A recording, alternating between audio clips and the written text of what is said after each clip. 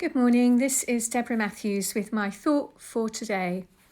This week we have heard some very hopeful news about vaccines. Whilst we're still hearing about large numbers of people contracting the COVID-19 virus, the vaccine news helps us to feel more positive about the future at about a time when we can get back to meeting together without restrictions on our numbers. Meanwhile, we are approaching the season of Advent, the time of year when we prepare for Christmas, although we're not quite there yet. But at the end of November, we in church usually hold our church Christmas fair. This year, of course, we won't be doing this.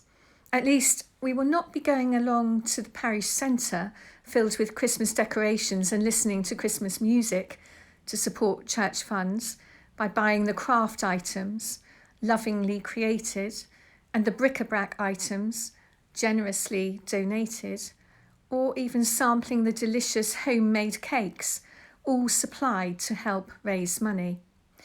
But like every charity, the church relies on our fundraisers to pay the bills and, of course, to keep the building maintained.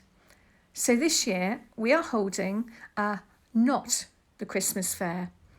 And this basically means that we're not doing any of the usual things, except, we hope, donating the money we would have spent at the Christmas fair to church funds. Over the years, I have often heard people say, let's avoid all the hard work which goes into putting on these events and ask for donations. And then we would probably bring in as much money and everyone could stay at home and watch the football. So this year has provided a golden opportunity to see how that will work. Yes, it is much less work, but it's not as much fun.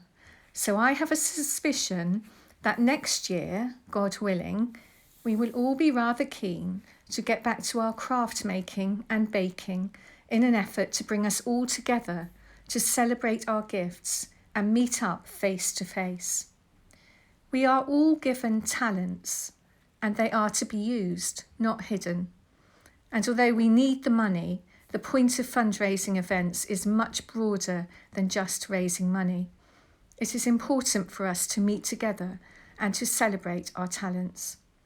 Talents are no use to anyone if they're not developed and shared, and if we don't use them, we will lose them.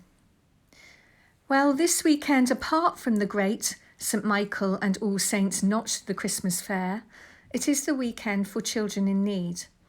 And this is also a great event which brings people together and raises a massive amount of money. And it also raises the profile and highlights the work going on to support and involve children who have particular needs. We can see the difference that these individuals and charities make to children's lives. And as well as donating, it gives us the opportunity to congratulate all those who do so much to keep children safe and fulfilled. In the reading from St. Matthew's Gospel for this week, we hear a story about using talents.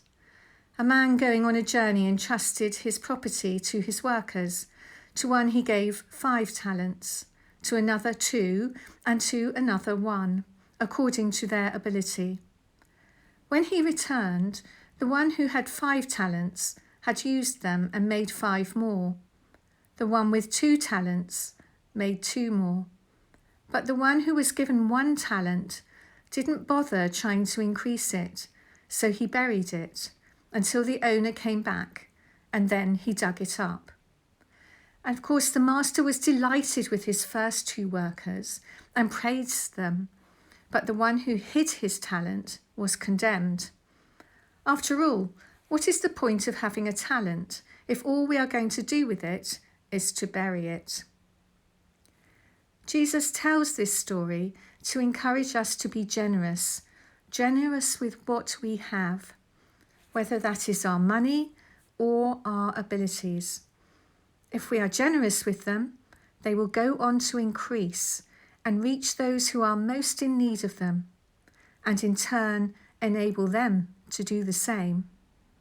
And if we can do that, our own lives will be greatly blessed, And when the time comes for us to review our lives, we will hear Jesus say, "Well done, my good and trustworthy servant." Enjoy your weekend and consider how you can use your gifts to help others.